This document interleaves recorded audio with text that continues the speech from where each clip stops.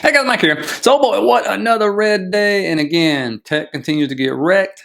High beta stuff continues to get wrecked. I'll show you what's actually going green. This is where the money's actually going. So I'll show you some of the charts. Some of them might surprise you. I know especially one of them did me because it's trading like a freaking meme stock. And it's been around a long time. But, you know, again, I'm going to show you guys some stuff I normally just put in the Discord. I'll show them to you. And one is like the rubber band effect, right? You're seeing now this high beta stuff. The rubber band effect is a real deal. I believe I said like 10 days ago, 10 videos ago or something like that, that PLTR was due for another one because it had one before that I called, right? It just takes a while. But when they get stretched out in those moving averages, the rubber band effect, it snaps down hard. And that's what happens to these high beta stocks. Well, we're going to go into those as well because some of them are coming into some very interesting areas if you didn't see. And then, of course, we'll talk about some big mega caps. We've been waiting to come down into certain areas. They're there. Okay, they're at major moving averages, filling gaps, all that fun stuff. But more importantly, one is, remember I talked to members about this, but the 10-year yield is going down, right? But for the first time in a while, not only is IWM falling it down, the SPY and the Qs, the market is following the 10-year yield down. If you actually want to get bored, look at how many times over a span, weeks, months, whatever it is, you see the market following the 10-year yield down. It ain't very often. If you go back a 24-year time span here, 25 years, back to 2000, and you'll get to see when that happens, okay? So a very interesting thing. So we'll get into that. I did want to start off with this because I found it funny and one of our members posted this and it made me laugh out loud. And on, you know, days like today, you need to laugh. And it said, bro, Trump is going to make crypto moon. We're about to be rich. Woo! And then after 15 rug pulls, 10 failed meme coins, and portfolio down 80%, that's what you look like. So let me know in the comments if any of y'all feel that way. But here's what the 10-year is telling us. Now they expect 2 rate cuts. Okay, remember the first rate cut was supposed to come in September after that December 18th debacle. Now all of a sudden it's back to June. They expect there to be a rate cut now. That's what the bond market's telling us at least. That could change. July, nothing, as you can see right there. September, right here, nothing, almost though. And then October is when they're expecting the other rate cut to come in. Again, this can change. There's no ifs, ands, or buts about it. It'll change with data, okay? So that is key. And so, but October is going to be the next time they expect another rate cut right there, the 375 to 400. And so that's kind of key. December, they're not expecting one. And so that's something the 10-year is trying to tell us, the bond market, which means they either think, well, inflation's under control, not under control, the economy's slowing, right? All that good stuff. And so they think the Fed's going to do that. So we'll see if it happens. Now, where's money rotating into? Look at Hershey, trading like a freaking meme stock. This thing was down 48%, hits the 0.79 fib. There you go. Gets oversold right here on the weekly, for crying out loud, and then bounces, right? And this thing is up, while the market's going down, up 30% in 3 weeks. Okay, and for Hershey, that's a big move, especially when the market is red day after day over the last like 5-6 days here, right? So that's a big thing.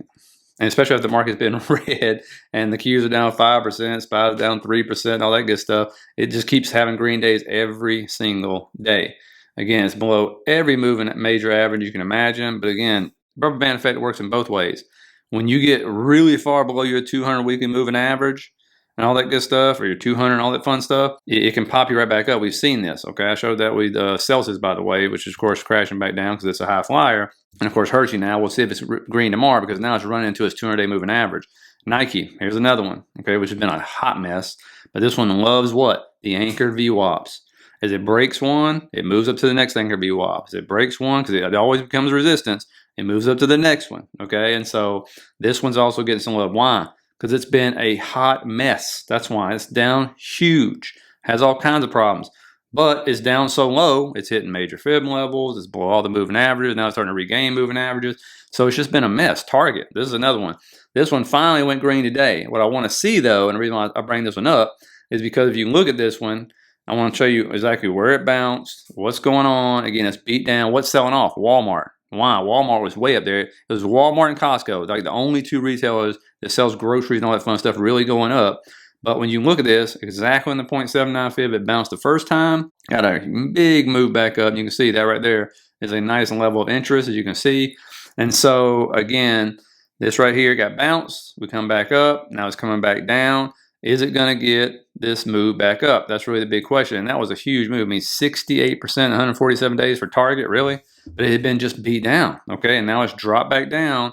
And so we're going to get to see after this, what was that, 54% all the way down? It's 54% down now. If this is going to be another one of those that starts to get money rotate into it, they try to fix stuff and all that fun stuff.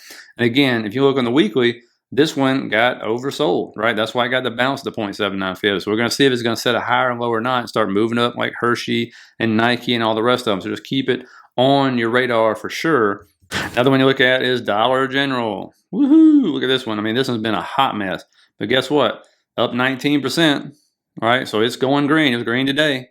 Target's green today. All these are green today when you're seeing tech and all these other high flyers get wrecked, all right? And so this is where they're heading to. Why? Because it's beat down. I mean, it's just, my God, this has just been a total mess. I mean, I feel bad for anybody that's been in this thing.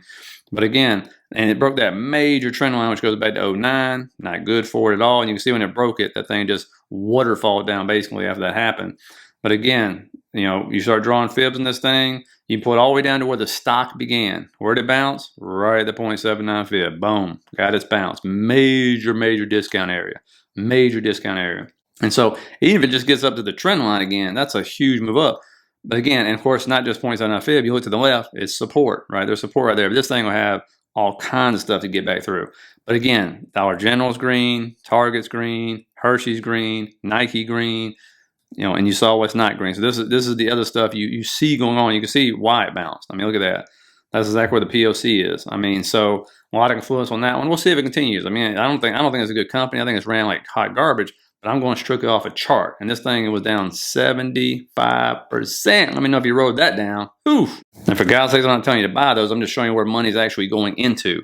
Now, what's the other thing happening here? The rubber band effect. I put it here in the Discord. Everybody keeps asking me about it. But I've showed you this before, and it always plays out. It's just you can't time it, right? You can see, I mean, what HIMS do? Got 209% above its 200 moving average. And it's had that huge rubber band effect. You even saw them have good earnings. Didn't matter. They dropped it another like 26% overnight. And into the day, it went down even more, right? Palantir, 165% above its 200-day moving average. You can go on this chart, though, and actually measure out above 200, and it gets in a range between 145, 165, somewhere in that area. And you saw it had, this is the third snapback now it's had when it gets too stretched out like that. Then you look at Upstart, same thing. Boom. You see the same thing over here. Stretched out. And these are big moves down, 20, 30% on this thing. Oklo, this one right here is just a mess anyway. It's way down. But it got 264% above its 200-day moving average. So, you know, that's the things that are happening. That's what's going to happen. Now you just got to be able to find support, and we'll talk about a couple of those charts. Now, SPY here, somebody asked me to do this, so I'll try to do it. In the morning news brief, I put in levels and supports and targets to watch and everything. And, you know, these aren't just made up stuff. But understand, we opened up this morning, we came down, we got rejected. Now, what support will become resistance? Okay, it's going to become resistance. You saw it happen multiple times. So as it breaks these supports, those will become resistance on the way back up. But again, we end up coming down. What was the target? What was the liquidity grab? The monthly low of February, which is right there. Monthly lows, weekly lows, daily lows, highs, all that stuff. Those are major levels. And you'll see a lot of times you put them in your chart. When you dip below a low like that, away we go. And we had a huge recovery. Okay, it don't look big, but it was a big recovery compared to where we were at that moment. But you see what happens when we come up, all of a sudden those support levels start becoming resistance, right? We got rejected multiple times and all these things, ended up under the anchor VWAP for the day, ended up above the 592.50 support area. So that's good. So that will be support tomorrow. The monthly low, or actually the low of today, will be support for tomorrow. And then the rest of them are going to turn into resistance, right? You still got a major dark pool level up ahead. But it's like I told them, when you get oversold, and I think I literally just put this in Discord and immediately it started to flip. When you get oversold from the 1 minute to the 2 hour charts, you are going to have a move back up unless there is something insane going on in the market. It always happens, never fails, unless again, there is something just crazy news came out, somebody bombed somebody this, something happened here, whatever, then that's what's going to happen. That's what happened today. We got oversold in all those time frames. We're not oversold in the 4 hour. We're not oversold in the daily. Okay. Now, something else to keep in mind here. We got below the 100. We were able to pull up and close above the 100. So we stuck between the 50 and the 100. Okay. Bulls, they want to try to push this thing up past 602.63 to get in that daily fair value gap. That'll be a liquidity grab up there or target. Bears want to push down into this gap. Okay. 585 is going to be key right there. You would think if that gap fills, we still won't even be at the 200 at that point in time, but you would think that would provide a nice bounce. Put us down roughly 5% on the spot at that moment, probably 8% on the Qs, depending on what's going on with the Mag 7, which look like garbage right now. And again, look out on the big time frames. I want to show you the difference between IWM, SPY, and QQQ. The SPY, the RSI, and the MACD is not below the 0, the RSI is not below 50, okay? That's when you get really cascading moves. But and again, right here, you can see it. And as soon as it hits down, you get a big move down, okay? And so that's not what you want to see if you're a bull, okay? Or maybe you do and you just want to buy cheaper. But again, that's not what you want to do. And you sure don't want to see the MACD below the 0. And that's got a long way to go for it to ever even do that. But, you know, you look at the Qs, they look identical as the SPY. Now, again, you see a lot of bearish divergence. I pointed that out a year ago. It's still going on. Okay, and that will play out. Eventually you will have this big move down to correct all that. Okay, the Qs look exactly the same as the SPY, not below the 50, not below the 0 in the MACD. But when you go to IWM, you say, wow, how come IWM has just been hammered? Well, its weekly RSI is below the 50. And when that happened, all you see is some big red candles right there. All right, that MACD is still above the 0 though. The 0 line, so hopefully it stays above that. Now, you might notice Tesla was super red today. I think it was down almost 10% at one point in time. And the decline is due to a report out of Europe that revealed a 45% slump in Tesla's European sales in January. That is not good. Woo! Anyway, like I said, all the numbers have been terrible coming out of China and everywhere else. So this hopium pump that it got after the election, all about these autonomous, driving cars and robo-taxis and, humanoids and everything else, well, that's been pretty much sold down. We still haven't completely given it all back. But you can see, entered that little shaded box right there, bounced as soon as we got there. There's a 200. There's that gap fill off the November election pump.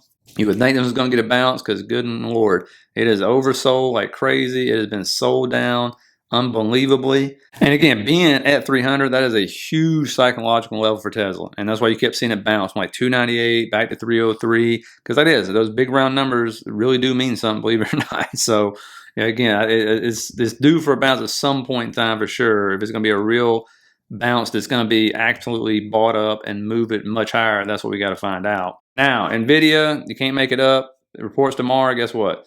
Sitting right on the 200 moving average. Can't even make that up. It's oversold on all the lower time frames. Not oversold in the 4-hour daily though. Okay, so earnings will decide this one.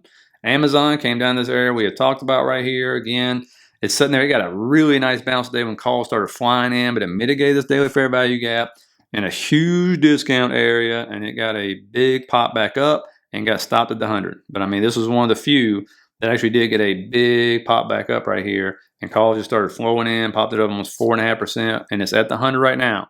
We'll see if we're going to get rejected. Again, the gap right above has been filled, so we'll get rid of that. And around 215, I believe it is, if I'm not mistaken, that's going to be big time resistance right there. And so we'll see if it's able to make it through that or not tomorrow, or it's going to be just another lower high, and let's just start heading back down or consolidating or something like that. That's what we got to see on Amazon here. But it has definitely been hammered down that 245 mark. That is for sure. Now Google, here we are. Obviously, I posted all these in the Discord, but finally filled this gap. Got to the 200 moving average. That's where it's holding out right now. This has been one we've been talking about for a while, and it finally got there. We're going to see if this is enough blood for that one. HIMS just absolutely massacred. This thing's coming down into the 50 moving average. 32 to 35 is definitely an interesting area for this one. Huge discount. And I drew the field all the way down to where this whole thing started. And so you can see I drew it down to the 25 area right there. But again, you got that bearish MACD cross on the daily. So this one needs to at least try to consolidate out and hold right there. Again, 32, 35 looks very interesting. Palantir, what did it do? Come down as 50. Came down into what was the resistance. Now it's trying to flip into support, into that golden pocket area. So a lot of confluence here. We're going to see if it wants to hold right here, okay? But these are the high flyers. Now, earnings tomorrow, Lowe's, Advanced Auto Parts, nothing else in the morning, and then the big one, NVIDIA, Snowflake, C3AI, Salesforce, Marathon Digital, IONQ, Root, all these are like high flyers too, but NVIDIA is going to just pretty much mark out the direction of what's going to happen over the next few weeks here coming into March. And as far as data, new home sales, crude oil inventory is about all you got right there. And so let me know in the comments what you're doing during this fun time, what stocks you're picking up, or if you're picking up anything or just waiting on NVIDIA earnings. So please hit that like and subscribe button on your way out. Think about signing up for the membership, less than McDonald's combo, and I will see you guys for another fun one, I am sure.